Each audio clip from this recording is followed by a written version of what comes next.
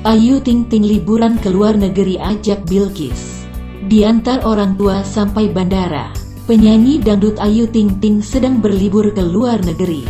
Pelantun lagu Sambalado itu pergi bersama sang anak, Bilqis Humairah Raza. Selain itu sang adik, Siva juga ikut serta. Namun ayah Rozak dan Umi Kalsum tak ikut. Tampak Ayu diantar orang tua ke bandara. Rupanya Ayu bersama anak dan adik akan berlibur ke Amerika. Ayu mengkhawatirkan sang putri yang kecapean karena penerbangan lama. Setelah sampai di Los Angeles, mereka lantas meneruskan penerbangan ke New York. Tak ikut anak liburan ke luar negeri, Abdul Rozak dan Umi Kalsum memilih untuk liburan berdua ke luar kota.